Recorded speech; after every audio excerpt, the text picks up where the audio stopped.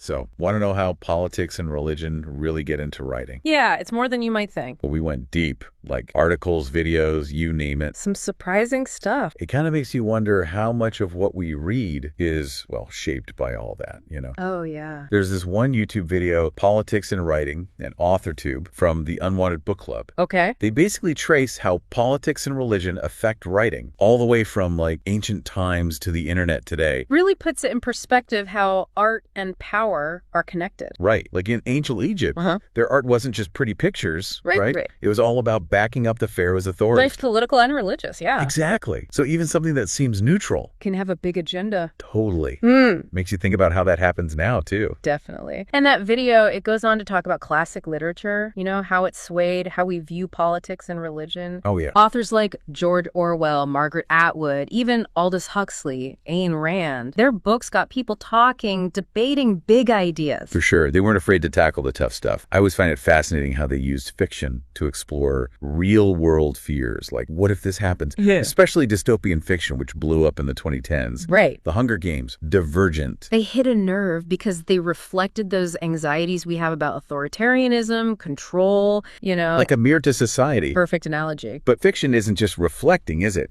It can actually push for change. That's where art becomes activism, like the video pointed out. Exactly. Give the example of Dr. Seuss using satire to be an activist. It brings up a tricky question, though, right? Can you separate the art from the artist?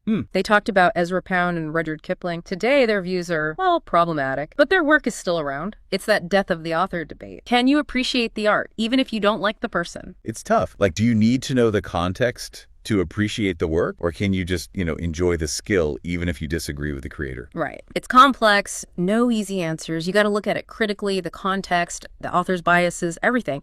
Each person has to figure out how they deal with it. You're right, there's no one way to do it. The video also got into propaganda, how writing has been used to, well, manipulate people throughout history. For sure. They use the example of the Nazi regime controlling the press. Scary stuff. Shows you how powerful words are. They shape opinions, actions. It can be good or really bad. Like in World War II, the U.S. had the Writers' War Board to get people behind the war effort. Proof that writing can get people moving, for better or worse. Sometimes for good causes, too. Even classic authors like Charles Dickens. He used his writing to push for social change. Oh, yeah. He hated those poorhouses, and it's clear in books like Oliver Twist. Makes sense. It's like literature becoming a way to speak out against injustice, fighting for a better world. Exactly, and it's still happening today. Speaking of powerful forces, what about religion's influence on writing? The video talked about how, historically, religion and politics have been super intertwined. Right, especially in ancient civilizations where rulers were seen as gods. Like those Egyptian pharaohs we talked about. Or the Roman emperors, also declared gods. That mix of religious and political power really impacted their art and writing. It's wild. They also brought up this blog post by Cassandra Farron about how religious themes pop up in writing all the time. Oh, I know her blog. Even when it's not a religious book, there's so much symbolism and metaphor from religion that we kind of just inherit. It's like a language, even if we don't realize it. It shows how religion still impacts our culture and creativity. It's everywhere once you start looking. And sometimes whole political systems try to control that language, like in the Soviet Union. Ah, yes. The video talked about how the Bolshevik Revolution totally changed Russian literature. Censorship was huge. The Communist Party had a tight grip on what could be published, pushing their idea of the new Soviet man and silencing anyone who disagreed. Wow. It's crazy how much creativity they just shut down. Imagine all the stories that never got told. It makes you think about the role of writers in those situations. Conform, resist, or try to find some middle ground. And that question is still relevant today. We've got our own politically charged climate now, right? The video talked about how this affects writers and artists in new ways. Yeah, how do you express your views without being divisive or shutting down other perspectives? It's tough for writers and readers both. It's like you can't talk about anything nuanced without offending someone or being forced to pick a side. They mentioned that debate over abortion rights and how Courtney from the Courtney Project got backlash for proposing a pro-choice anthology. It shows how even when you're trying to do good, activism through art can be really tricky. Just choosing what to write about becomes a political statement. And that's even more true online. Speaking of which, the video gets into AuthorTube and BookTube. Right. Those platforms have become places to discuss the social and political side of writing, haven't they? They have. It's interesting how they're tackling questions of representation, inclusivity, and the responsibility of writers to address social issues. There's this expectation now that authors have to be, like, super woke, Yeah. But not everyone agrees agrees on how that should look. They talked about how some booktubers have been criticized for focusing too much on cancel culture, calling out authors for their views. Some people feel that limits what writers can do. It shows that readers are holding writers accountable for what they say. It makes you think whose voices get heard,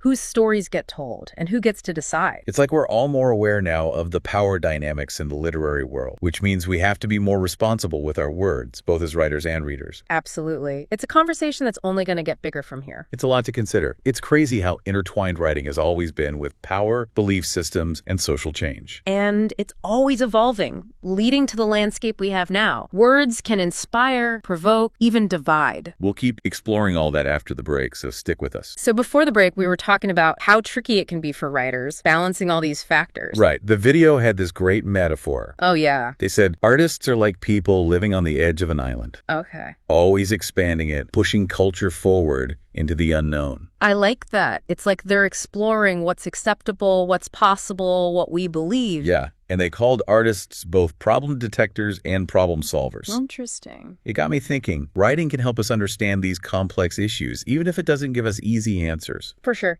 It's not always about solutions, right? Okay. It's about asking the right questions, getting people talking, seeing things from different perspectives. Exactly. Sometimes those different perspectives, though, they lead to controversy. The video mentioned author Jenna Moretti. She got criticized for using terms like CIS white male and old white men when she was responding to criticism. Yeah, that sparked a lot of debate about how to handle these sensitive topics. It's like, how do you call out injustice without alienating people or making generalizations? It's that balance, passionate advocacy, but also communicating thoughtfully. Right. It's a good reminder that language matters.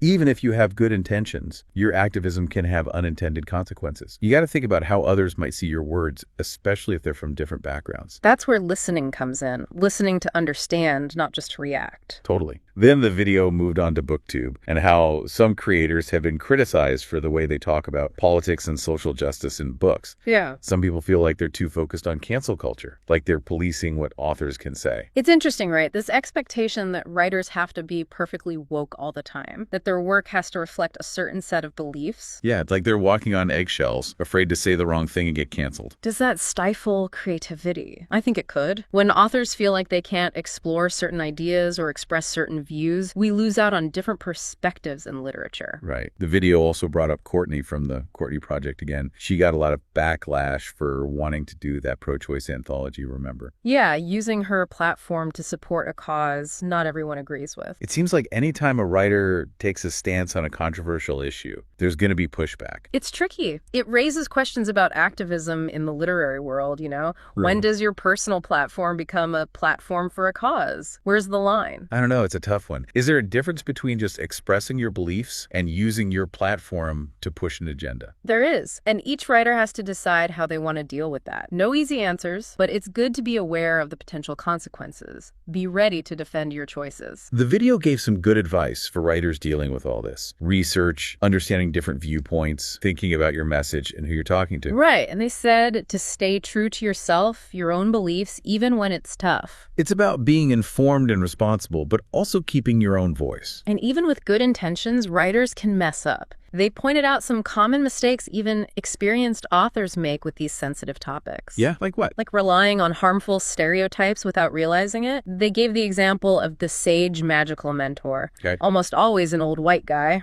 right?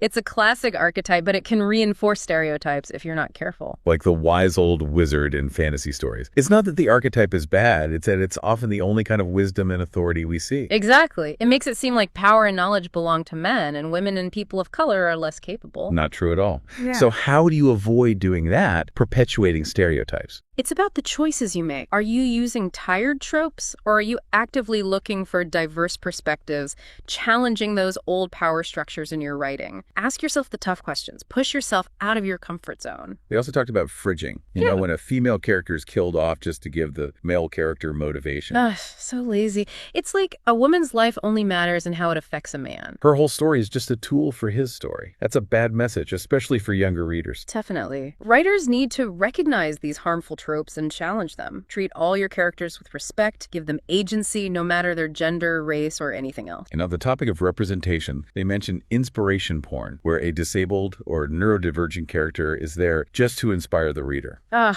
I hate that. It's like their only purpose is to make the non-disabled reader feel good. It totally misses the point. It does. People with disabilities aren't here to inspire us. They're here to live their lives, just like everyone else. So how do writers avoid all these traps? How do they write about sensitive stuff in a way that's real and respectful? It's about sensitivity, empathy, and being willing to learn. Do your research, listen to marginalized voices, and challenge your own biases. Recognize that we all have blind spots and be open to learning from people who have different experiences. Exactly. And most important, treat your characters like real people with their own thoughts and feelings. Don't use them as stereotypes or props to move the plot forward. Give them agency, make them complex, let them tell their stories. That's the magic of storytelling, right? Giving voice to those who don't have one, challenging the status quo, creating a world where everyone is seen and heard. I love that. You know, this is making me realize it's not just about writers. Readers have a responsibility too, right? Totally. You can't just sit back and take in stories passively. You got to engage with them, question your own assumptions, be open to learning from different perspectives. It's about having those tough conversations, even if they're uncomfortable, and recognizing how much stories shape how we see the world. And how we change it. As we go into the last part of this deep dive, what are your final thoughts? What should our listener take away from all this? Words have power. They can inspire, inform, challenge, even change things. But that power comes with responsibility, both for writers and readers. We need to think about the messages we're sending, how our words affect others, and how to promote understanding, empathy, and respect. And as we keep exploring this whole world of writing, politics, and religion, let's do it with open minds, a willingness to learn, and a commitment to using our voices in a way that's both genuine and impactful. Love that.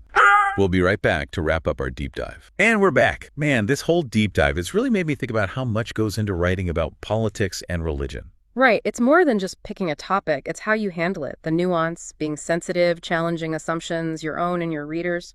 You said something earlier that stuck with me about stories having the power to change the world. Oh, yeah. It sounds so big, you know? Yeah. Can you unpack that a bit? Sure. Stories, they take us to different places, introduce us to people unlike ourselves, help us see things in new ways. And when you see the world differently, You can change it. exactly. They break down those barriers, challenge stereotypes. They help us see the humanity in people we might think are so different. And if we see each other as human, well, we're more likely to be compassionate, treat each other better. Yeah. That's so important now, you know? It feels like everything's trying to divide us these days. Yeah. But stories, they can bring us together, remind us what we share. They can inspire us to work towards something better, too. I think that's why it's so important to support writers who are doing this, telling stories that matter, you know, the ones who challenge things, make the world a little more fair. Couldn't agree more. So as we wrap this up, what's the one thing you really want our listener to walk away with? What should they keep in mind as they explore all this, writing, politics, religion? Words are powerful. That's the key takeaway. They can inspire, inform, challenge, even change things. But that means we have to be responsible with them. Writers and readers both. Exactly. We need to think about what we're saying, how it might affect others, and how to promote understanding, empathy, you know, those things. It's about choosing our stories carefully, both the ones we tell and the ones we take in. And thinking about how those stories shape us, shape the world around us. This has been eye-opening, for sure. Thanks for being here and sharing your insights. My pleasure. It's been a great conversation. And to everyone listening, we hope you enjoy this deep dive. Keep those conversations going. And remember, words have power.